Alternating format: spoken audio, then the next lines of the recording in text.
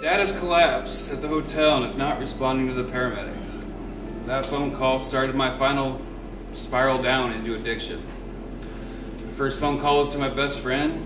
My second phone call was to my coke dealer, seeing if he could spot me a gram till tomorrow, like it was always every phone call to him. I was very selfish in everything I did. My first thought was to drown the feelings I was feeling. I was crying and wailing. Just couldn't do anything I would do anything to make the pain go away. Without thought to other people, without thought to my family, to my wife, to my daughter. Everything I ever did was just to get that next fix. Followed was 8 months of straight hell for everyone I knew, for myself especially. September 2016, I was at my wit's end. I'd thrown away my marriage, thrown away multiple jobs. Almost every job I've ever had, I got fired because of my addictions. I was at my wit's end, on the verge of a breakdown. And that morning, I was planning on how I could kill myself without hurting very many other people. Ready to take a drive on the wrong way on the highway. I was 5 minutes from heading out when I decided to try the suicide prevention hotline. I could hear the gentleman Googling on the other end, so I hung up rather quickly. That wasn't helped. I already Googled everything I could think of, and he didn't offer me anything else. I was putting my truck into drive when I got a text out of nowhere from my sister that we barely ever spoke, and it just said, "Are you okay?" And I literally broke down. I started crying, basically screaming, wailing. And I called her and said, "No, I'm not okay." So I went.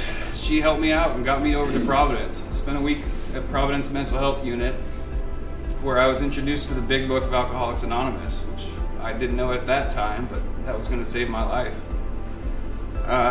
Shortly after that, I went down to treatment down in Washington and began my journey there to actually my journey in recovery. While I was there, my daughter ran away, and I finally felt the powerlessness of my life. I could not control what I was doing. I couldn't control anything. She ran away. I couldn't do anything about it. I literally lost my shit. I was crying, screaming again, and scaring all the other inmates, as we called ourselves. But then one of the associate counselors came out and asked me if I'd tried praying about it. And I was raised Mormon, so I'd rebelled a long time ago against that. And I didn't really know how to pray anymore. I decided to give it a shot. I went in and got on my knees and started praying and instantly felt relief. I felt a weight lifted off my shoulders.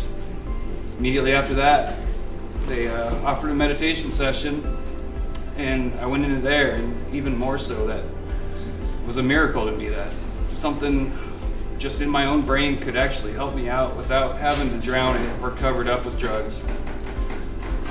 Since that day, I start every day and end every day with prayer and meditation. I don't know how it works. I don't know why it works. All I know is that it works. That's what works for me.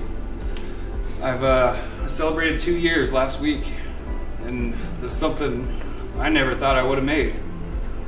And I know I've hurt my ex-wife, and I still love her. She's still my best friend today. But I have a lot to do before I can get back to her. My daughter and I have a better relationship now than we ever had before. I can be open and honest with her, and hopefully she'll learn from my example not to go down the path I went down.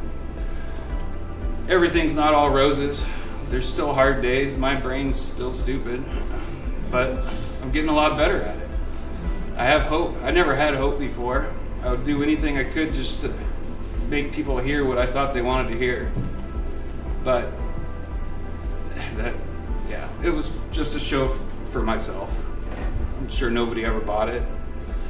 But I know today that with the tools I've learned through Alcoholics Anonymous, Narcotics Anonymous, from the treatment center, the tools I have today will help me get through this. I can do this without drugs and alcohol.